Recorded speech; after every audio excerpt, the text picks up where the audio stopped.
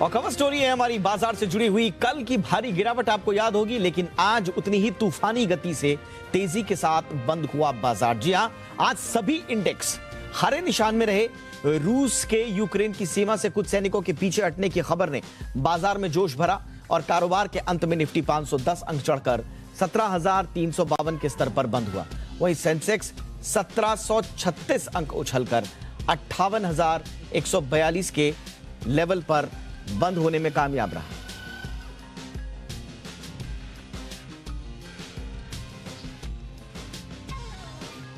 तो बाजार में रही तूफानी तेजी, लेकिन वो कौन से कारण थे जिनके कारण आज बाजार में तेजी दिखी, ट्रिगर हुई तेजी? वो 5 कारण आपको बताते हैं। देखिए, मार्केट में आज सबसे बड़ा कारण था वो था बाजार ओवरसोल्ड थे। जी बिजनेस के मैनेजिंग एडिटर अनिल सिंघवी जी ने भी बताया कि किस तरह से बाजार ओवरसोल्ड थे। बस एक हल्के से ट्रिगर का इंतजार था और वो ट्रिगर जैसे ही मिला, यानी कि यूक्रेन विवाद के अंत की तरह एक पॉजिटिव न्यूज आई और उसी ट्रिगर ने बाजार में तूफानी तेजी भर दी और इसी वजह से बाजार में आई तेजी। यूक्रेन रूस में तनाव कम होने की खबरों से सेंटीमेंट सुधरा। जैसा हमने आपको बताया, वो ट्रिगर का इंतजार था, ओवरसोल्ड ऑलरेडी थे, वो ट्रिगर आया यूक्रेन रूस में तनाव कम होने की खबरों में। और जिस तरह से कहा गया कि रूस ने अब अपने सैनिकों को वापस भेजने की कवायद शुरू कर दी है, यूक्रेन से भी बार बार इस तरह के संकेत मिले कि अब वो नाटो में जाने की जिद छोड़ सकता है, उसी ने बाजार का सेंटीमेंट सुधारा और बाजार में एक तेजी देखने को मिली। तीसरा कारण, दुनिया भर के बाजारों में अच्छी रिकवरी आई। देखिए, पूरी दुनिया के बाजारों पर यूक्रेन संकट का दबाव था और जैसे ही यह खबर आई कि वहां से एक रात भरी कुछ अच्छे संकेत, कुछ पॉजिटिव संकेत हैं, तो दुनिया भर के बाजारों में रिकवरी आई। खुद रूस का जो मार्केट है वो बढ़ने लगा और उसके बाद ये जो पॉजिटिव सेंटीमेंट है ये पूरी दुनिया के बाजारों में छा गया और इस तरह से रिकवरी आई। चौथा बड़ा कारण, ग्लोबल तेजी से घरेलू बाजार में और मजबूती आई। जो ट्रिगर्स जैसे ही पॉजिटिव मिलने लगे तो ये पूरी तेजी का माहौल जब बना तो हमारे जो घरेलू बाजार हैं उसको भी मजबूती मिली और बाजार में तूफानी तेजी देखने को मिली। ये था चौथा कारण। और एक और कारण, शॉर्ट कवरिंग और नई खरीद से उसके बाद जो तेजी आई वो तेजी मार्केट की क्लोजिंग तक जारी रही और शानदार तेजी के साथ बाजार बंद हुए। तो ये थे वो 5 कारण जिनकी वजह से आज मार्केट में रही तूफानी तेजी। और मार्केट में आज और किस तरह का एक्शन देखने को मिला, बताने के लिए इस वक्त मेरे साथ जुड़ चुके हैं मेरी सहयोगी Devanshi Asher. Devanshi, over to you, बताइए क्या एक्शन रहा आज मार्केट में? जी बिल्कुल, आप देखिए आज बाजार में हल्की कमजोरी के साथ शुरुआत जरूर होती हुई दिखी, लेकिन दिन के दरमियान हमने देखा रूस और यूक्रेन के बीच में जो तनाव थे वो कम होते हुए दिखे। सेकेंड हाफ में शानदार रिकवरी बाजार में आती हुई दिखी और उसके बाद मजबूती के साथ बाजार बंद हुए हैं। निफ्टी में 3% से ज्यादा की मजबूती, निफ्टी बैंक 3.5% मजबूत और सेंसेक्स भी 3% से ज्यादा मजबूत होकर आज बंद होते हुए दिखे। ब्रॉडर मार्केट्स में भी आज शानदार रिकवरी आती हुई दिखी। आप देखिए ज्यादातर इंडाइसेस हर निशान में ट्रेड करते हुए दिखे और ऑटो और बैंक्स में सबसे ज्यादा रिकवरी आई है। निफ्टी की अगर बात करें, Tata Motors, Shri cement, Eicher Motors जैसे स्टॉक्स थे जहां पे शानदार रिकवरी आती हुई दिखी। लूजर्स की बात करें, निफ्टी में केवल 2 स्टॉक्स थे जो कि आज लाल निशान में थे, सिप्ला और ओएनजीसी। सिप्ला में जो ब्लॉक डील हुई, प्रमोटर्स ने हिस्सा बेचा, इसी के चलते डाउनफॉल देखने मिला। इसके साथ ही ऑटो स्टॉक्स, आप देखिए टाटा मोटर्स में 7% तक की तेजी थी, आयशर मोटर, हीरो मोटोकॉर्प सब में गेन्स आते हुए दिखे। सरकारी बैंक्स में Canara bank, SBI top performers रहे थे। आईटी स्टॉक्स लगातार पॉजिटिव परफॉर्म करते हुए दिखे हैं। मिड कैप आईटी स्टॉक्स में आज गेन्स आते हुए दिखे और नैस्कॉम की जो गाइडेंस आई वो भी काफी पॉजिटिव थी। इसके साथ ही कई सारे मिड कैप स्टॉक्स थे जैसे कि जीएमडीसी 12% तक की तेजी, एलआईसी हाउसिंग, स्पाइस जेट नतीजों पर रिएक्ट करता हुआ दिखा। लूजर्स की बात करें तो मन्नपुरम फाइनेंस कल नतीजा आने के बाद जो कॉल होती हुई दिखी वो भी थोड़ी सी नेगेटिव थी। आज 10% स्टॉक में गिरावट देखने मिली थी। पेटीएम, यहाँ पे भी गिरावट थी। जोमेटो, रेपको होम, मेट्रोपोलिस सब नंबर्स के बाद कमजोर होते हुए दिखे ऐसे बाजार में भी। और इसके साथ ही आज दिन भर आपकी जो कमाई होती हुई दिखी, सुपर हिट कॉल्स जो आपको मिलते हुए दिखे उस पर अगर आप नजर करें तो टीसीएस आज आपको रेकमेंड किया गया था, टाइटन ने रिकमेंडेशन थी, हीरो मोटोकॉर्प भी आपको आज रेकमेंड किया था। तो आप देखिए आज हल्की सी कमजोरी के साथ शुरुआत हुई, लेकिन उसके बाद शानदार रिकवरी आई। सारे इंडाइसेस मजबूत होकर बंद होते हुए दिखे, स्पेशली निफ्टी और निफ्टी बैंक। शुक्रिया देवांशी इस तमाम अपडेट के लिए। और इस पर चर्चा के लिए हमारे साथ जुड़ चुके हैं इस वक्त प्रॉफिट मार्ट सिक्योरिटीज के डायरेक्टर अविनाश गोरक्षकर जी। अविनाश जी, स्वागत। बाजार ने आज सर जबरदस्त प्रदर्शन किया है, ग्लोबल स्तर पर लेकिन जिस तरह के हालात बने हुए हैं, ऐसे में कल बाजार से क्या उम्मीद रखें? हरे निशान में ही रहेगा या फिर कोई आशंका है लाल निशान में जाने की? नहीं, बिल्कुल। देखिए, मुझे लग रहा है कि मार्केट्स कल होपफुली पॉजिटिव ही खुलेंगे, क्योंकि आज जिस प्रकार से बाउंस हमने इंडियन मार्केट्स में देखा है, जो भी डाउट्स थे रशिया यूक्रेन को लेके, यहाँ पे थोड़ी बहुत क्लैरिटी आई है कि इमीडिएटली वॉर के संकेत आना अभी थोड़ा डिफिकल्ट लग रहा है। इनफैक्ट जो कमेंट्री अभी आ रही है वो ये है कि रशियन ट्रूप्स अभी थोड़ा सा पोजीशंस पीछे हटा रहे हैं। तो मेरे ख्याल से अगर ग्लोबल वॉर का जो फियर था वो अगर पूरी तरह से निकल जाता है तो आपको नॉट ओनली इंडियन मार्केट्स लेकिन ग्लोबल मार्केट्स में भी अच्छा उछाल देखने को मिलेगा। मेरे ख्याल से बैंकिंग, कैपिटल गुड्स और जो इंफ्रा और ऑटो सेगमेंट्स है, यहाँ पे आपको नजर रखनी चाहिए, क्योंकि ये सबसे ज्यादा शॉर्ट टू मीडियम टर्म में अट्रैक्टिव लग रहे हैं। तो मेरे ख्याल से कल भी होपफुली मार्केट्स में जिस प्रकार का बाउंस आ गया है वो सस्टेनेबल लग रहा है, और होपफुली अगर ये वॉर के संकेत बिल्कुल ना के बराबर होते हैं तो मार्केट्स में वापस आपको नॉर्मल सी देखने को मिलेगी और it will be back to business as usual. बिल्कुल नॉर्मल आते हुए दिखाई देगी, लेकिन सरकारी बैंकों के शेयर आज भागे हैं सर। आईटी शेयरों में मजबूती देखने को मिली है। और कौन से गेनिंग लीडर्स रह सकते हैं? कौन कौन से सेक्टर्स हैं जिन पर निवेशक नजर बनाए रख सकते हैं? देखिए, मुझे लग रहा है कि बैंकिंग, पीएसयू, सरकारी बैंक और आईटी कंपनीज में अच्छा उछाल देखने को मिला है। मेरे ख्याल से जो ऑटो सेक्टर है, ऑटो कंपोनेंट सेक्टर है, और प्लस जो हेल्थ केयर सेगमेंट है, स्पेशली हॉस्पिटल स्टॉक्स की अगर हम बात करें तो Apollo hospital, Fortis health care, अगर हम ऑटो कंपनीज की बात करें तो हमको लग रहा है कि महिंद्रा एंड महिंद्रा, टाटा मोटर्स, अशोक लेलैंड जो कमर्शियल व्हीकल्स में ज्यादा काम करते हैं, तो मुझे लग रहा है कि यहाँ पे आपको नजर रखनी है। प्लस ऑटो कंपोनेंट्स में भारत फॉर्ज और टिपिकली अगर हम दूसरे एक्सपोर्ट ओरिएंटेड कंपनीज की बात करें तो जहाँ पे भी एक्सपोर्ट अर्निंग ज्यादा अच्छे हैं और ऑब्वियसली डोमेस्टिक प्रोस्पेक्ट भी अच्छे हैं, वहाँ पे आपको अच्छी तेजी देखने को मिलेगी। बट स्पेसिफिकली बैंकिंग और ऑटो और कैपिटल गुड्स, यहाँ पे ये 2-3 सेक्टर्स है जहाँ पे हमको लग रहा है कि आपको शॉर्ट टू मीडियम टर्म में अच्छी तेजी देखने की पॉसिबिलिटी रहेगी। और ये तेजी जो आज हमने देखी है वो होपफुली कल भी सस्टेन होगी अगर ग्लोबली जो भी संकेत है वो थोड़े से नॉर्मल होते हैं और वॉर का जो भी डर था मार्केट को वो पूरी तरह से ना के बराबर हो जाता है। बहुत बहुत शुक्रिया अविनाश जी इस तमाम जानकारी के लिए, और हमारे दर्शकों की तैयारी के लिए बहुत बहुत शुक्रिया आपका। और बाजार में तेजी का जो सबसे बड़ा ट्रिगर आज बना रूस और यूक्रेन विवाद, और उसमें रूस की नरमी, डी एस्केलेशन की खबरें। दरअसल रूस और यूक्रेन के बीच जारी विवाद भले ही खत्म ना हुआ हो पूरी तरह से, लेकिन बहुत दिनों बाद ये पहली बार नरम पड़ता हुआ जरूर दिखाई दिया है। एक संकेत ऐसा मिला है जिससे लग रहा है कि शायद अब दोनों पक्ष या तमाम पक्ष जो भी इसमें जुड़े हुए हैं वो शांति चाहते हैं, युद्ध नहीं। रूस ने दरअसल कहा है कि वो यूक्रेन की सीमा के पास तैनात अपने कुछ सैनिक ठिकानों और कुछ सैनिकों को जो है वो अपने ठिकानों पर वापस भेज रहा है। इस पर यूक्रेन ने भी खुशी जाहिर की है। यूक्रेन ने कहा है कि पश्चिमी देशों की मदद से लगातार जारी कूटनीतिक प्रयासों का असर दिखने लगा है। फ्रांस ने भी इस कदम का स्वागत किया है। पश्चिमी देशों और यूक्रेन की कवायद के बीच गतिरोध को खत्म करने की दिशा में उठाया गया ये पहला कदम है। हालांकि रूस ने अभी यूक्रेन की सीमा पर 1 लाख से ज्यादा सैनिकों को तैनात किया हुआ है। इसका मतलब साफ ये है कि युद्ध की आशंकाएं अभी पूरी तरह से खत्म नहीं हुई है। दूसरी तरफ भारत ने यूक्रेन में रहने वाले भारतीयों से स्वदेश लौटने की उनको हिदायत दी है। यूक्रेन में भारतीय दूतावास ने एक एडवाइजरी जारी की है जिसमें कहा गया है कि अगर जरूरी ना हो तो यूक्रेन ट्रैवल को टाला जा सकता है, और अगर वहां पर रहना बहुत ज्यादा जरूरी ना हो तो आप टेम्परेरीली वापस स्वदेश लौट सकते हैं। ये एक तरह की एडवाइजरी जारी की गई है, लेकिन जो सेंटिमेंट्स हैं, जो संकेत हैं, वो ये इशारा कर रहे हैं कि रूस में अब धीरे धीरे संभवतः स्थितियां ठीक हो रही हैं यूक्रेन को लेकर। अब सवाल यह है कि खबर जब से यह आई है कि रूस नर्म पड़ा है, अब कल ही हम विश्लेषण कर रहे थे कि युद्ध होने और न होने की 5-5 परिस्थितियां क्या हैं। कल हमने इंडिया 360 में आपको सिलसिलेवार तरीके से बताया था, और उसमें हमने कल आपको यह भी बताया था कि युद्ध क्यों नहीं होगा, किन परिस्थितियों में युद्ध टल जाएगा। और आज जो परिस्थिति उत्पन्न हुई है, कल उसका विश्लेषण हमने आपको 360 में करके दिखाया भी था। अब सवाल यह है कि क्यों नरम आखिर रूस पड़ा? ऐसी क्या बात हो गई कि लगातार धमकियां देने वाला, लगातार सबको परेशान करने वाला रूस अचानक से नरम पड़ गया?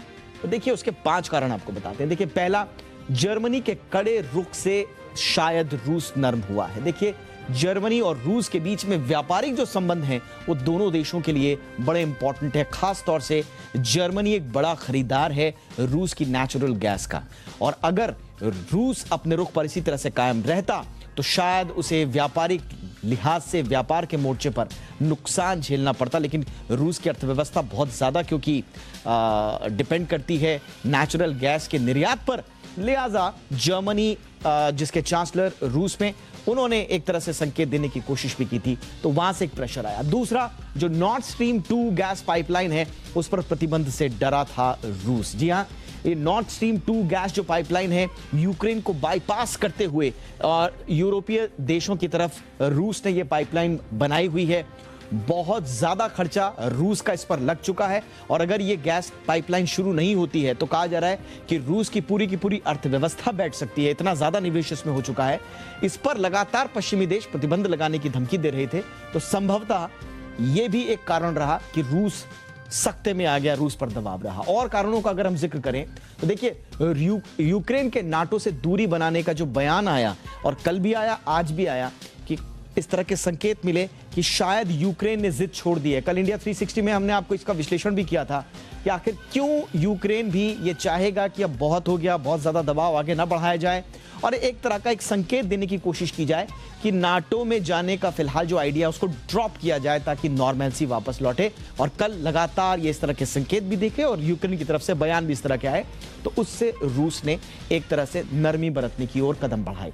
पश्चिमी देशों से लगातार दबाव से शांत हुआ है रूस। जी हां, यूक्रेन भी इस बात को कह रहा है कि डी एस्केलेशन जो रूस की तरफ से शुरू हुआ है वो पश्चिमी देशों के लगातार दबाव के कारण हुआ है। हालांकि रूस का कहना कुछ और है। रूस साफ तौर पर कह रहा है कि 15 फरवरी की तारीख को लिख लीजिए। जो पश्चिमी देश प्रोपोगेंडा फैला रहे थे ना कि रूस हमला कर देगा, देखिए हमने तो कभी भी हमला करने की सोच नहीं थी, हमने तो नियमित एक्सरसाइज करी और हमारे ट्रूप्स अब वापस बंकस में लौट रहे हैं युद्धाभ्यास के बाद।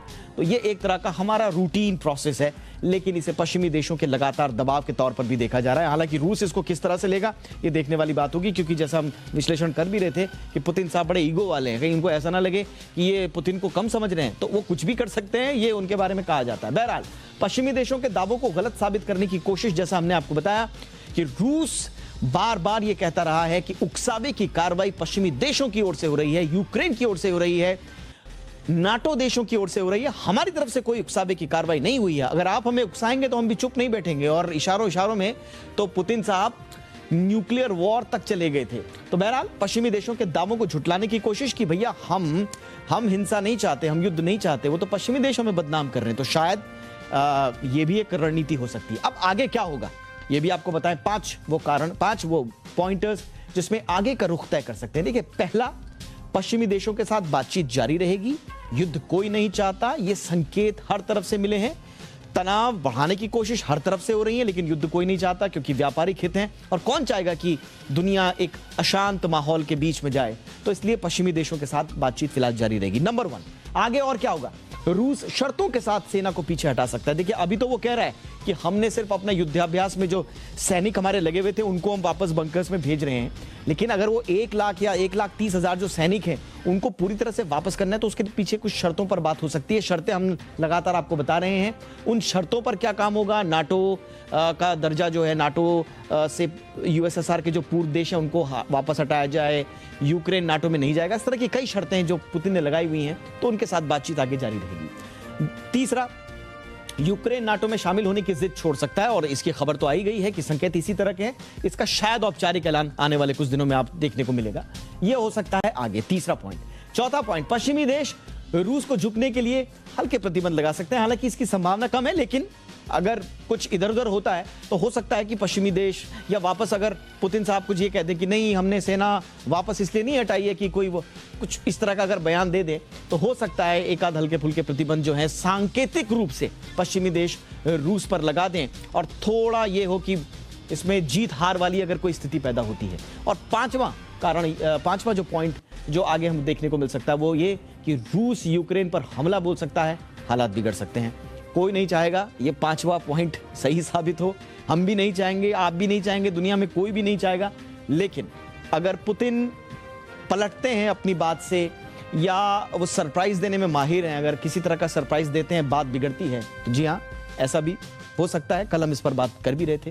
तो ये हैं वो 5 बातें जो आने वाले समय में हो सकती हैं। और अब हमारे साथ जुड़ चुके हैं इस मसले पर बातचीत करने के लिए पूर्व राजनयिक सुरेश गोयल साहब, जो कि विदेश मामलों के जाने माने जानकार भी हैं।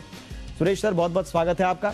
सर, जो 5 पॉइंटर्स मैंने बोले आगे आने वाले दिनों में हमें देखने को मिल सकते हैं, रियलिटी के करीब आपको सबसे ज्यादा क्या लगा? क्या युद्ध पूरी तरह से अब टल गया है सर?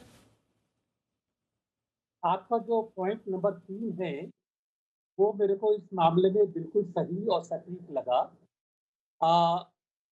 बात ये है कि अगर हम देखें पूरी यूक्रेन की सिचुएशन और इसका जो इतिहास है, तो ये जो अब आजकल की सिचुएशन है, इसके पीछे अगर हम कहें कि काफ़ी हद तक यूरोप और यूएसए भी जिम्मेदार हैं, तो गलत नहीं होगा। दरअसल 1991 में जब सोवियत यूनियन का डिसइंटीग्रेशन हुआ और उसके बाद काफ़ी सारे नए देश बने, तो एक उस टाइम पर अंडरस्टैंडिंग थी यूएसए में और रशियन फेडरेशन में कि किसी भी हालत में नाटो वो अपने ईस्ट में रशिया की सीमा तक नहीं आएगा। लेकिन उसके बावजूद ऐसा हुआ, काफ़ी सारे देश जो अलग हुए वो भी नाटो के मेंबर बने। नाटो के जो मेंबर हैं, आप देखिए कि 1991 से लेकर अब तक डबल हो चुके हैं।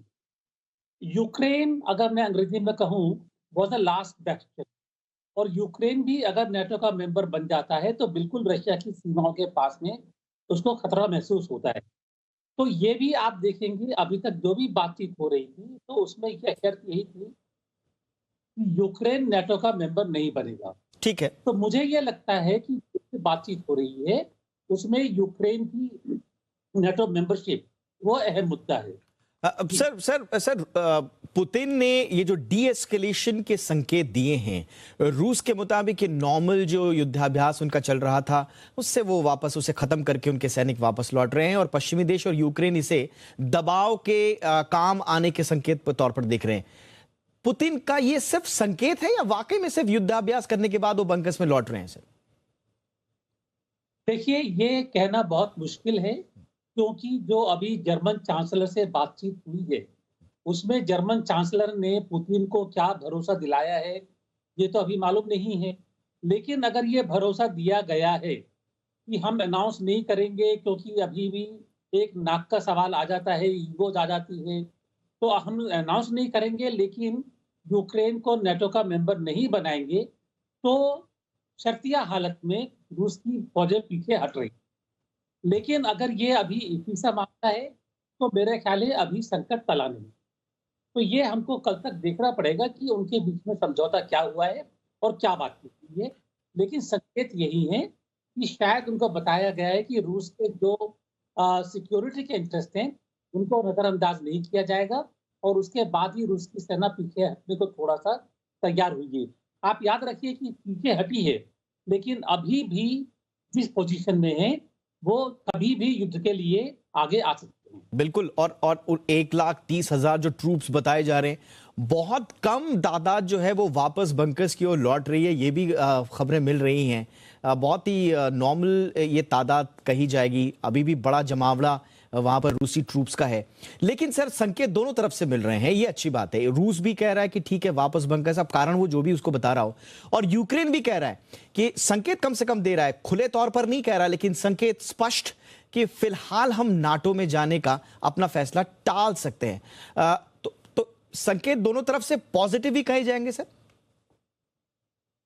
अभी तक तो मैं कहूंगा संकेत पॉजिटिव है, और ये आप बिल्कुल सही कह रहे हैं कि युद्ध कोई नहीं चाहता है, ना यूएसए और ना रूस, क्योंकि अगर युद्ध हुआ तो यूएस के जो इंटरेस्ट थे खास तौर पर इंडो पैसिफिक में चाइना के साथ में, वो भी उसके खिलाफ जाते हैं, और रशिया भी मजबूर हो जाएगा कि वो एक तरह से चाइना के साथ में इतना चला जाए कि आगे उसकी इंडिपेंडेंस बिल्कुल ही इकोनॉमिक इंडिपेंडेंस भी खत्म हो जाए।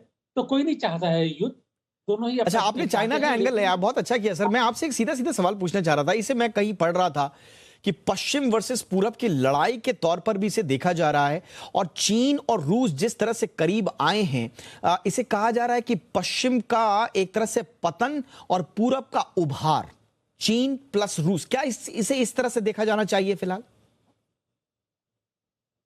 मैं देखता हूं कि रशिया जो चीन के नजदीक आया, उसके पीछे उसकी आर्थिक मजबूरियां थी। उसको अपनी गैस बेचनी है, ऑयल बेचना है, उसको अपना इकोनॉमिक जो आगे चलानी है, तो इसके लिए उसके पास चाइना के अलावा और कोई मार्केट नहीं है। इसके साथ ही साथ मैं नहीं समझता कि रशिया बिल्कुल ही चाइना के इतना करीब आ जाए कि ये देयर एम्ब्रेस बन जाए कि वो अलग ना हो पाए। तो रशिया भी अपनी जो है आज़ादी रखना चाहता है, तो उसको देखते हुए करीबी आई हैं, लेकिन रशिया बड़ा कॉशियस है और वो चाहता ये है कि बिल्कुल ही चाइना के गुलाम ना बन जाए। तो हमें देखना पड़ेगा कि ये जो पश्चिमी और पूर्व का एक तरह से बन रहा है कनेक्शन, वो किसी हद तक ना बने तो संसार के लिए अच्छा है। अगर बन गया, रशिया और चाइना का अलायंस इतना मजबूत बन गया, तो मैं समझता हूं कि विश्व युद्ध का खतरा भी हो सकता है। ओके, अच्छा, आप इसमें सर एक आखिरी सवाल मेरा रहेगा, इसमें पूरा यूएस को आप किस तरह से देखते हैं, खासतौर से बाइडेन के पदभार संभालने के बाद? आप चाहे अफगानिस्तान से यूएस ट्रूप्स की वापसी का फैसला हो, उसके बाद बीजिंग ओलंपिक्स में बहुत ज्यादा कुछ कर नहीं पाया, इस तरह से भी देखा जा रहा है कि अमेरिका कुछ खास कर नहीं पाया। यूक्रेन के मसले पर भी यूएस बयान पर बयान जरूर देता रहा, लेकिन कुछ ठोस, कुछ जो मैस्कुलिन मैसेजिंग करने वाला यूएस माना जाता था, वो कुछ दिखा नहीं। तो आपको लग रहा है कि यूएस भी इसमें कहीं लाचार सी भूमिका में नजर आ रहा है इस वक्त? आप बिल्कुल सही कह रहे हैं। यूएसए भी नहीं चाहता था कि यूक्रेन के मामले में कोई युद्ध हो, क्योंकि अगर कोई युद्ध होता तो फायदा किसका होता उसमें? खाली चाइना का, कोई फायदा नहीं था। तो यूएसए भी नहीं चाहता था, लेकिन जो सिचुएशन बन गई एक तरह से कि आगे जमावड़ा होता रहा, यूरोप भी पीछे हटने को तैयार नहीं है, नेटो की मेंबरशिप पर सवाल सामने आ गया, एक तरह से जो ईगो सामने आ गई, तो उसकी वजह से ये सारा मामला इतना आगे बढ़ गया है ये। लेकिन अब मेरे को लगता है कि समझ में आ रहा है कि इस युद्ध में कोई भी नहीं चाहता कि ज्यादा आगे डेवलपमेंट हो, तो दोनों पीछे हटना शुरू शायद हो जाएंगे। यानी कि एक तरह से जो बातों का हवा खड़ा किया गया था, अब उस बातों के हवा को खड़ा करने के बाद कहीं एक्चुअल में सच में युद्ध के हालात ना बन जाए, ये दोनों तरफ को डर लग रहा है। इसलिए अब धीरे धीरे अब उस बलून को पंचर धीरे धीरे किया जाने की कोशिश हो रही है, और इस तरह से मुझे लगता है कि परिणति यही होगा कि युद्ध नहीं होगा, अपने अपने ईगो लेकर आप तमाम पक्ष जो है अपने अपने बंकर्स में अपने अपने घर लौट जाएंगे। यही इस पूरे मसले की परिणति होगी। बहुत बहुत शुक्रिया sir, thank you so much, आपने महत्वपूर्ण मसले पर अपना विश्लेषण दिया। Thank you so much. तो रूस के सेना वापस लेने से भले ही युद्ध टलने की संभावनाएं बढ़ गई हों, लेकिन अभी भी रूस के यूक्रेन पर अटैक करने के हालात बने हुए हैं, और इस तनाव का सीधा असर दुनिया भर के क्रूड ऑयल मार्केट पर भी पड़ेगा। क्रूड मार्केट में अभी से उथल पुथल जारी है। ऐसे में अगर रूस यूक्रेन पर हमला करता है, इसकी संभावनाएं बड़ी कम है, तो ईंधन की कीमतें आसमान छूने लगेंगी, और इनका सीधा असर दुनिया के अन्य देशों के साथ ही हम पर, आप पर भी पड़ेगा।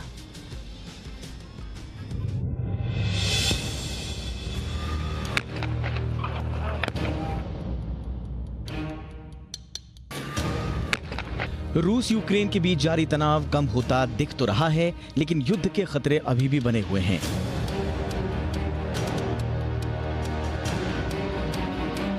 रूस हो चाहे पश्चिमी देश, दोनों ही नहीं चाहेंगे कि युद्ध हो, और इसकी सबसे बड़ी वजह है कच्चा तेल। रूस एक दिन में 1 करोड़ बैरल तेल का उत्पादन करता है, जो वैश्विक मांग का लगभग 10% है। इसके साथ ही वो यूरोप में नेचुरल गैस का सबसे बड़ा सप्लायर भी है।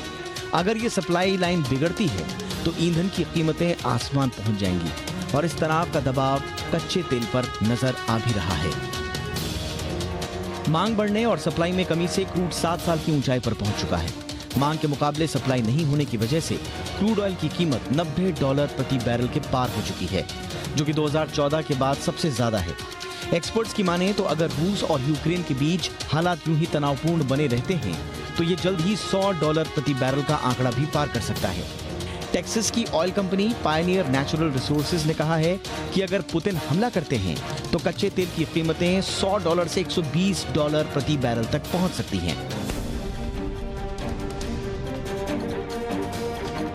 फिलहाल बाजार में जितनी मांग है उतनी आपूर्ति नहीं है और इसी के चलते ये माना जा रहा है कि क्रूड की कीमतें $100 का आंकड़ा पार कर सकती हैं। युद्ध का सबसे बड़ा खतरा नेचुरल गैस की सप्लाई चेन के डैमेज को लेकर है। रूस यूक्रेनियन पाइपलाइन के जरिए यूरोप को कुल नेचुरल गैस का 33% सप्लाई करता है और ये सप्लाई चेन प्रभावित अगर होती है तो बिजली उत्पादन में कटौती करनी पड़ सकती है। इसके साथ ही कारखानों को भी बंद करना पड़ सकता है और इनके चलते क्रूड तेल की कीमतों में उछाल आता रहेगा। क्रूड की कीमतों में उछाल का मतलब है कि आम आदमी की जेब पर भी इसका असर पड़ेगा। भारत अपनी जरूरत का 85% कच्चा तेल आयात करता है। इसके लिए हमें भुगतान डॉलर में करना होता है। ऐसे में कच्चे तेल की कीमत बढ़ने और डॉलर के मजबूत होने से पेट्रोल डीजल महंगे होने लगते हैं। कच्चा तेल $1 प्रति बैरल महंगा होने से देश में पेट्रोल डीजल के दाम औसतन 55 से 60 पैसे प्रति लीटर बढ़ जाते हैं। ऐसे में यदि क्रूड $100 के पार पहुंचता है तो पेट्रोल डीजल के दाम ₹10 तक बढ़ सकते हैं। पेट्रोल डीजल के दाम बढ़ने से ट्रांसपोर्टेशन महंगा हो जाता है और इससे आपके किचन का बजट भी बिगड़ेगा क्योंकि सब्जियां वगैरह के दाम भी स्वाभाविक रूप से बढ़ने लगेंगे। कच्चे तेल की कीमतें बढ़ना सिर्फ भारत के लिए ही नहीं बल्कि पूरी दुनिया के लिए अच्छा संकेत नहीं है। ऐसे में पश्चिमी देश ही नहीं बल्कि रूस भी चाहेगा कि किसी भी तरह से युद्ध की स्थिति से बचा जाए। रूस की तरफ से आते हुए संकेत इस ओर इशारा कर भी रहे हैं। ब्यूरो रिपोर्ट, जी मीडिया। चलिए और लगे हाथ जरा अमेरिकी बाजारों का हाल भी देख लेते हैं किस तरह की ओपनिंग्स वहां पर हैं, क्योंकि अब तो सबकी नजरें रहती ही हैं यूएस मार्केट्स पर। तो अब देखिए शानदार तेजी के साथ यूएस मार्केट में कारोबार चल रहा है। 1.5% के आसपास डाउ जोन्स कारोबार कर रहा है 450 अंकों की तेजी के साथ। 35,000 से ज्यादा अंकों के साथ कारोबार फिलहाल करता हुआ नजर आ रहा है। 35,000 के ऊपर के स्तर पर फिलहाल डाउ जोन्स का कारोबार करता हुआ नजर आ रहा है। नैस्डैक को आप देखिए 246 अंक, लगभग 1.25% की तेजी। 14,000 से ऊपर के स्तर पर फिलहाल नैस्डैक कारोबार करता हुआ आ रहा है और S&P भी आप देखेंगे तो लगभग 1.25% की तेजी के साथ। तो तीनों इंडाइसेस शानदार तेजी के साथ यूएस मार्केट की ओपनिंग हुई है। अभी ओपनिंग किस तरह से आगे भी सस्टेन रहती है इस पर सबकी नजर, लेकिन शानदार तेजी फिलहाल अमेरिकी बाजारों में शुरुआती दौर में।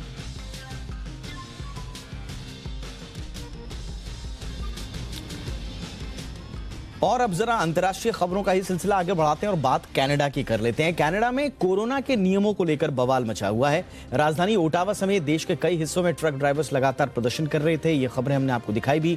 इनका प्रदर्शन इतना व्यापक हो गया कि स्थिति को नियंत्रण में करने के लिए अब इमरजेंसी लागू कर दी गई है। जी हाँ, कनाडा के प्रधानमंत्री जस्टिन ट्रूडो ने इमरजेंसी एक्ट लागू कर दिया है। कनाडा के इतिहास में ये दूसरी बार है जब इमरजेंसी एक्ट लागू किया गया है, लेकिन जो मौजूदा एक्ट है, जब से ये लॉ बना है 1988 से, तब से ये पहली मर्तबा है जब ये लागू किया गया है। स्टेट ऑफ इमरजेंसी की घोषणा की गई है नियंत्रण से बाहर। आपको याद होगा ओटावा के मेयर ने पहले ही कहा था कि स्थिति नियंत्रण से बाहर है। प्रदर्शनकारी पार्लियामेंट हिल के आसपास जानबूझकर यातायात को बाधित कर रहे थे। ट्रक ड्राइवर्स वहां पर लगातार प्रदर्शन कर रहे थे। आपको याद भी होगा कि पीएम ट्रूडो को किसी सुरक्षित स्थान पर जाना पड़ा था और अब जो है इमरजेंसी लागू कर दी गई है वहां पर। क्या इसके मायने हैं ये समझाने की आपको कोशिश करते हैं। प्रदर्शन को नियंत्रित करने के लिए कहा यह जा रहा है कि इमरजेंसी लागू की गई है, लेकिन आखिर क्यों, ये पूरी कहानी क्या है। ट्रूडो में कनाडा में ये कहानी क्यों बिगड़ी, ट्रूडो के किस फैसले के बाद बिगड़ी और अब वहां किस तरह से ट्रक ड्राइवर्स ने नाक में दम कर दिया है सरकार के, ये आपको कहानी समझाते हैं। देखिए कहानी की शुरुआत दरअसल ये इमरजेंसी एक्ट सरकार को जो अतिरिक्त पावर देती है, पहले आपको ये समझा देते हैं कि इमरजेंसी जो लागू हुई है उससे वाकई में क्या हालात संभलेंगे, क्योंकि ट्रूडो पर ये सवाल उठाया जा रहा है। और आपको याद होगा जब भारत में किसान आंदोलन चल रहा था तो वहां से लगातार सवाल आ रहे थे कि शांतिपूर्ण प्रदर्शनकारियों पर आप किस तरह से सख्ती कर सकते हैं। अब ट्रूडो देखिए उसी हालत में पहुंच गए हैं कि पहले तो ये अंडरग्राउंड होते हैं, कहीं सुरक्षित जगह पे चले जाते हैं, अब जो है इनको लगानी पड़ती है इमरजेंसी। सरकार प्रदर्शनकारियों के बैंक अकाउंट फ्रीज करने की बात कह रही है, ये कहा जा रहा है। तो देखिए इमरजेंसी वहां पर बड़ी सख्त है और जैसा हमने आपको बताया कि 1988 में जब से ये लॉ बनी इमरजेंसी, उसके बाद पहली बार लगाई गई है। और उससे पहले एक बड़े कोइंसिडेंस ये है कि कनाडा में 1970 में जो इमरजेंसी लगी थी वो ट्रूडो के पिता उस समय प्रधानमंत्री थे पियरे ट्रूडो, उनके शासनकाल में लगी थी और अब उनके बेटे के शासनकाल में। तो इस दौरान प्रदर्शन में इस्तेमाल वाहनों के इंश्योरेंस रद्द हो सकते हैं, उन पर सख्ती हो सकती है। तो ये वो इमरजेंसी के अंदर की कहानी हम आपको बता रहे हैं कि इमरजेंसी में दरअसल क्या क्या हो सकता है। तो इस तरह की सख्तियां होंगी। अगला पॉइंटर हम देखते हैं कि और क्या क्या हो सकता है। प्रदर्शनकारियों को फंड दे रहे संस्थानों पर एक्शन होगा। ये सारा का सारा ओटावा से प्रेशर कम करने के लेकर ये कवायद हो रही है। और अब बहुत रुकने की कोशिश जरूर की कनाडा सरकार ने, प्रदर्शनकारियों को मनाने की भी कोशिश की, लेकिन जब नहीं माने तो अब इमरजेंसी। इसके अलावा ब्लॉकेट हटाने के लिए टोइंग कंपनी को सेवा देनी होगी। स्वाभाविक रूप से जो ट्रक्स ड्राइवर्स हैं वहाँ पर, वो तो तंबू गाड़ कर वहीं बैठे हुए हैं, खाना वाना वहीं बना रहे हैं, वहीं सो रहे हैं। तो हो सकता है कि उनको हटाने के लिए टोइंग कंपनीज का और दूसरी तरह के हालात का भी सहारा लिया जा सके। अब आपको कहानी दिखाते हैं कि हालात क्यों बिगड़े। आप कई हफ्तों से सुन रहे होंगे कि कनाडा में हालात बिगड़ रहे हैं, इमरजेंसी जैसे हालात हैं, नियंत्रण से बाहर। लेकिन हुआ क्या? देखिए, ट्रक ड्राइवर्स के लिए वैक्सीनेशन को अनिवार्य कर दिया गया। और आप जानकर चौंकेंगे कि 80% वैक्सीनेशन कनाडा में हो चुका है। ऐसा भी नहीं है यूएस की तरह हालात है कि 50% हुआ, 50% नहीं हुआ। वैक्सीन हेजिटेंसी वहां पर बहुत ज्यादा तो नहीं है, लेकिन जो लोग वैक्सीन नहीं लगाना चाहते उनका साफ तौर पर कहना था कि आप हमें बाध्य कैसे कर सकते हैं। और उसके बाद ट्रक ड्राइवर्स ने खास तौर से हड़ताल कर दी। उनका यह कहना था कि वैक्सीन की अनिवार्यता हम पे क्यों थोप रहे हैं। ट्रक ड्राइवर्स तो अपना सोशल डिस्टेंसिंग को मेंटेन करते हुए ही जाते हैं, हम कौन सा भीड़ भाड़ में जा रहे हैं, तो आप हमें क्यों रोक रहे हैं। वैक्सीनेशन बहुत तरह के प्रतिबंध इसमें शामिल थे। तो इन प्रतिबंधों को, इन बाध्यकारी जो चीजें थी, उनके खिलाफ वहां के ट्रक ड्राइवर्स और दूसरे लोगों ने भी हड़ताल कर दी थी। किसी के संपर्क में नहीं आते तो छूट मिले। ये जो मैं कह रहा था आपसे कि ट्रक ड्राइवर्स का ये कहना था, हम तो अपना हाईवे पर चल रहे हैं, हम कौन सा किसी से मिल रहे हैं। तो जब मिलते नहीं तो हमें क्यों छूट, उनको रोक दिया जाता था, उनके ट्रांसपोर्टेशन को पास नहीं होने दिया जाता था। इस तरह के प्रतिबंध थे और ये प्रतिबंध स्वाभाविक भी हैं वैक्सीनेशन को आगे बढ़ाने के लिए। लेकिन ये नागवार गुजरे ट्रक ड्राइवर्स को।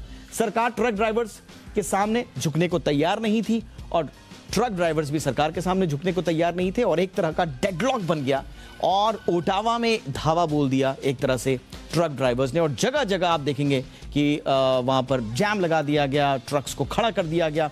ओटावा जो है, पूरी राजधानी जो है जैम हो गई थी। ट्रूडो को सुरक्षित जगह पर ले जाना पड़ा और इसका देखिए आर्थिक नुकसान भी बहुत सारा हो रहा था। अगला पॉइंट वही आपको बताएंगे कि विरोध में फ्रीडम कॉन्वॉय नाम से जो प्रदर्शन शुरू हुआ, इसके बहुत सारे रिपरकशंस जो हैं वो कनाडा सरकार भुगत रही थी।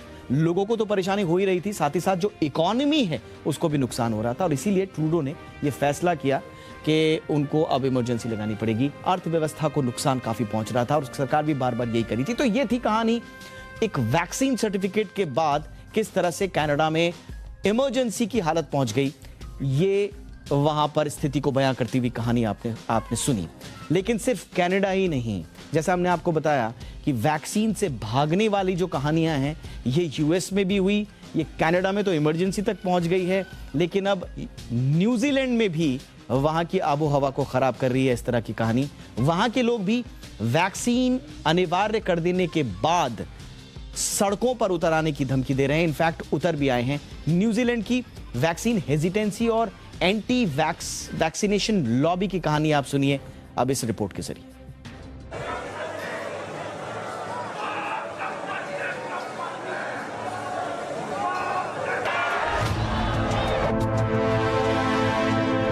कोरोना महामारी से बचने का सबसे बड़ा और कारगर हथियार वैक्सीन को माना जाता है, मगर वैक्सीनेशन को लेकर लोगों में बहुत संदेह और हिचकिचाहट भी है। ऐसे लोग वैक्सीनेशन की जरूरत और कोविड प्रोटोकॉल और प्रतिबंधों को भी सही नहीं मानते। दुनिया भर में एंटी वैक्सीन लॉबी विरोध प्रदर्शन कर रही है। ताजा मामला न्यूजीलैंड का है। इसकी राजधानी वेलिंगटन में संसद के बाहर वैक्सीन और कोविड पाबंदियों के विरोध में 3000 से ज्यादा लोग प्रदर्शन कर रहे हैं। न्यूजीलैंड में चल रहे इस प्रदर्शन का दूसरा हफ्ता है। पुलिस ने प्रदर्शन को खत्म करने के लिए अमेरिकी गायक बेरी मानिलो के टीकों से जुड़े गीतों का सहारा लिया था। इसके जवाब में प्रदर्शनकारियों ने ट्विस्टर सिस्टर का गीत we are not gonna take it बजाया। जब कोई तरीका काम नहीं आया तो पुलिस ने 100 से ज्यादा प्रदर्शनकारियों को गिरफ्तार कर लिया। यही नहीं, पुलिस ने प्रदर्शनकारियों पर पानी की बौछारें छोड़ी, लेकिन इन पानी की बौछारों ने आंदोलन की आग को और भड़का दिया। न्यूजीलैंड की प्रधानमंत्री जेसिंडा आर्डन ने कहा, मेरा एकदम स्पष्ट रुख है। जिस तरह से विरोध जताया जा रहा है उसे बर्दाश्त नहीं किया जा सकता, क्योंकि इस प्रदर्शन के जरिए वेलिंगटन के लोगों को डराया और परेशान किया जा रहा है। यहाँ के नागरिकों को शहर के चारों ओर स्वतंत्र और सुरक्षित रूप से घूमने का अधिकार है। इसलिए प्रदर्शनकारी जल्द से जल्द सड़कों को खाली करें। न्यूजीलैंड में नियमों के मुताबिक अध्यापकों, डॉक्टर्स, नर्सों, पुलिसकर्मियों और सैनिकों के लिए कोविड वैक्सीनेशन जरूरी है।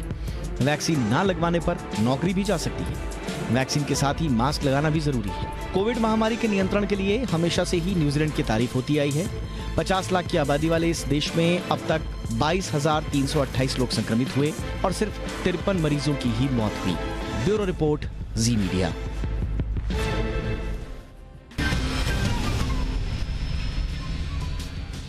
ब्रेक के बाद आपका स्वागत है। बिल्डर अगर बैंक का लोन चुकाने में नाकाम रह जाता है तो इसमें होम बायर की क्या गलती? ऐसे मामलों में बैंक के हित से ज्यादा जरूरी है होम बायर का हित। जी हां, ये महत्वपूर्ण ऑब्जर्वेशंस हैं सुप्रीम कोर्ट के। सुप्रीम कोर्ट की इस व्यवस्था के बाद न सिर्फ होम बायर का हक मजबूत हुआ है बल्कि रेरा का घेरा भी और मजबूत हुआ है। रिपोर्ट देखिए।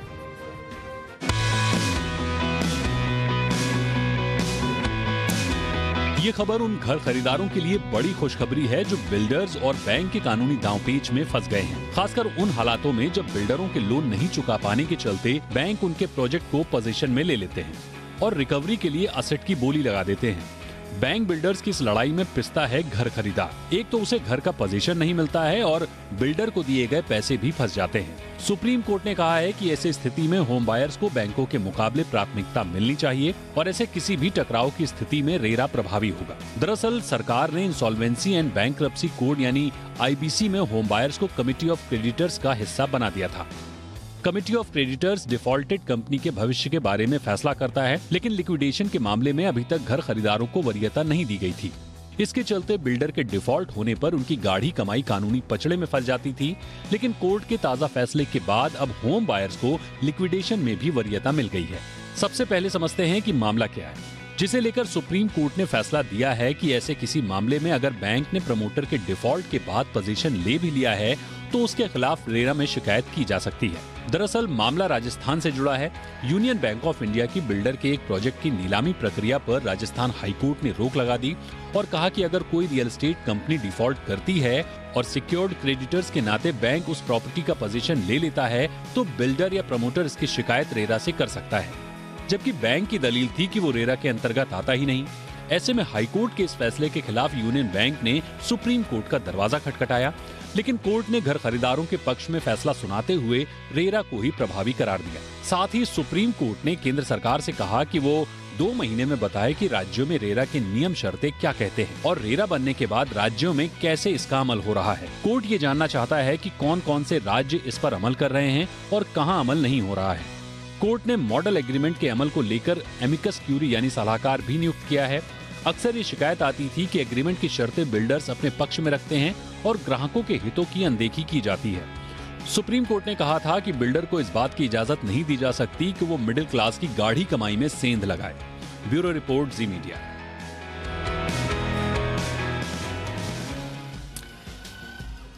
अगर आप LIC के पॉलिसी होल्डर हैं तो यह खबर अब आपके लिए है। जी बिजनेस की एक्सक्लूसिव खबर के मुताबिक LIC के प्रस्तावित IPO में पॉलिसी होल्डर्स को बड़ा डिस्काउंट देने पर विचार चल रहा है। सूत्रों की माने तो LIC बोर्ड के सदस्य अधिकतम डिस्काउंट के पक्ष में हैं। LIC एक्ट के तहत पॉलिसी होल्डर्स को 10% तक छूट मिल सकती है। 2 लाख रुपए तक की अर्जी पर 10% तक का डिस्काउंट का प्रावधान किया जा सकता है। हालांकि डिस्काउंट पर फैसला वैल्यूएशन तय होने के बाद लिया जाएगा। बताया जा रहा है कि RHP में डिस्काउंट देने का जिक्र किया जाएगा। मौजूदा हालात में IPO में पॉलिसी होल्डर्स के लिए 10% तक रिजर्वेशन कोटा रखा जा सकता है। LIC IPO का साइज करीब 63,000 करोड़ रुपए का हो सकता है। कुल इक्विटी का साइज 632 करोड़ शेयरों का होगा। सरकार इसमें 5% हिस्सेदारी बेच रही है। सरकार करीब 31.6 करोड़ शेयर की बिक्री कर सकती है।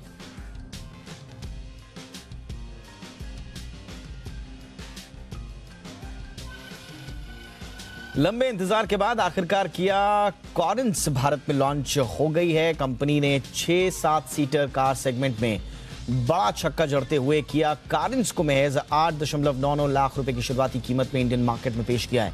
ऐसे में अगर आप नई SUV किया कारेंस खरीदना चाहते हैं तो किया डीलरशिप पर जाकर 25,000 रुपए में से बुक करा सकते हैं।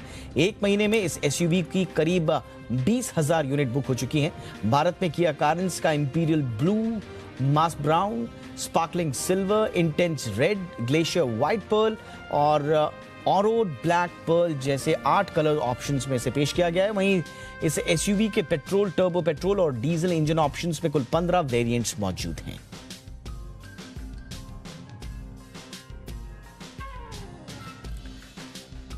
जी बिजनेस के सहयोगी चैनल जी 24 तास की शुरुआत के 15 साल पूरे हो गए हैं। इन 15 सालों में जी 24 तास ने मराठी जनमानुष के दिलो दिमाग में एक अलग जगह बनाई। खबरों के सबसे तेज प्रसारण के साथ साथ उनके सटीक विश्लेषण से जी 24 तास ने आम लोगों का न सिर्फ दिल जीता बल्कि खबरिया दुनिया में भरोसे का प्रतीक भी बना। जी 24 तास के 15 साल पूरे होने के मौके पर जी मीडिया कॉर्पोरेशन के फाउंडर और चेयरमैन डॉक्टर सुभाष चंद्रा ने टीम को शुभकामनाएं दी। उन्होंने कहा कि जी मीडिया देश के अगले 25 साल के अमृत काल में अपनी भागीदारी निभाने को तैयार है। डॉक्टर चंद्रा ने टीम से नए जमाने की तकनीक को अपनाकर दर्शकों को अगली जनरेशन के ब्रॉडकास्ट का अनुभव देने के लिए कमर कसने का आह्वान भी किया। जैसे अपना यूनिवर्स है, यूनिवर्स का मेटावर्स हो गया है या होने जा रहा है, तो इसके अंदर किस प्रकार की टेक्नोलॉजिकल डेवलपमेंट होंगी उसको हमको जी 24 तास को पहले करना, दूसरे किसी से भी पहले करना, ये हमारा प्रयास होना चाहिए। बल्कि मैं तो ये कहूँगा कि आज 15 वर्ष पूरे जब आपने किए हैं तो टेक्नोलॉजी के लिए 1-2-3 यंगस्टर्स को रखिए और उनको मेटावर्स वगैरह पर काम करने का अभी से शुरू कर दीजिए और एक तय करिए कि जब अगले वर्ष हम 16 वर्ष पूरे करें तो उसमें से कुछ एक आधा घंटा एक ऐसा कार्यक्रम डेली हो जो कि ऑल इमर्सिव हो। घर में जो यूथ जो महाराष्ट्र का है वो कहीं भी हो देखे तो उसके अंदर समा जाए, वो समझे कि मेरे साथ ऐसा हो रहा है। That is what metaverse is. और अब 5 राज्यों के चुनावों से जुड़ी खबरें।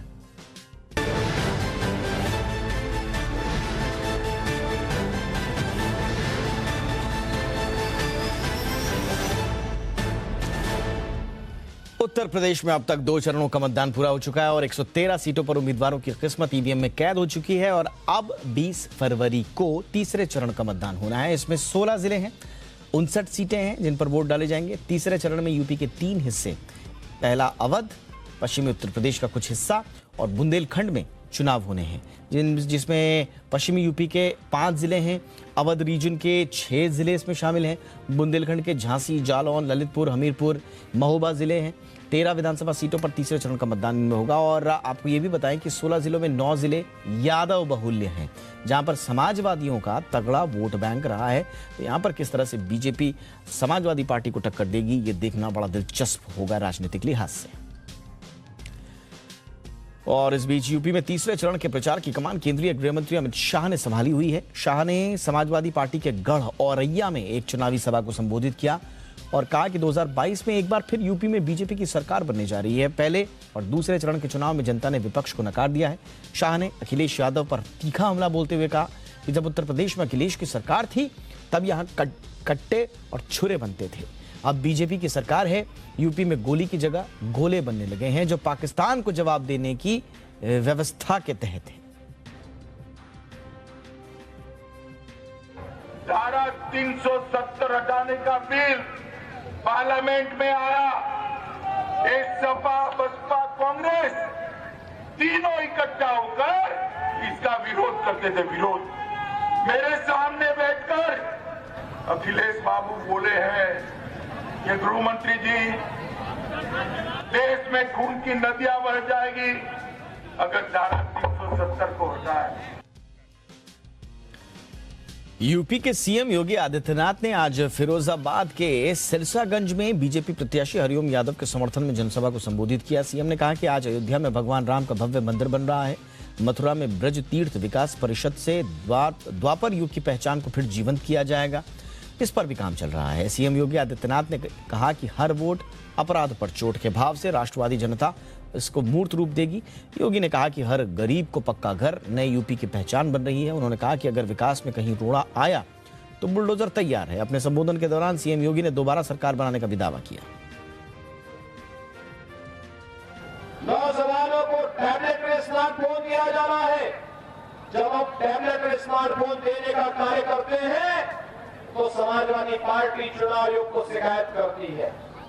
हमने तय किया है वर्तमान में 1 करोड़ युवाओं को टैबलेट और स्मार्टफोन दे रहे हैं और सरकार बनेगी अगले 5 वर्ष में 2 करोड़ नौजवानों को टैबलेट और स्मार्टफोन बांटने का कार्य सरकार करेगी।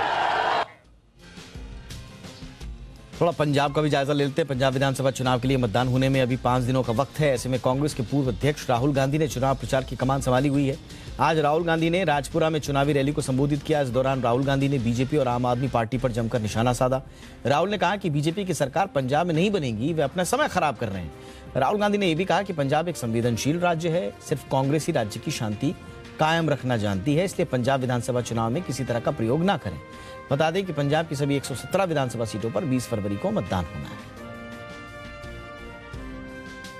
आप मुझे मतलब 24 घंटे बोलो राहुल जी, जाके झूठा वायदा कीजिए, मैं नहीं करूंगा, मुझे उसमें इंटरेस्ट ही नहीं है। झूठे वायदे सुनने हैं, बहुत सारे लोग आपको झूठे वायदे कर देंगे। ये था आज का इंडिया 360। हैशटैग याद रखिए, #Z India 360। कोई राय, कोई सुझाव हो तो जरूर दें। नमस्कार।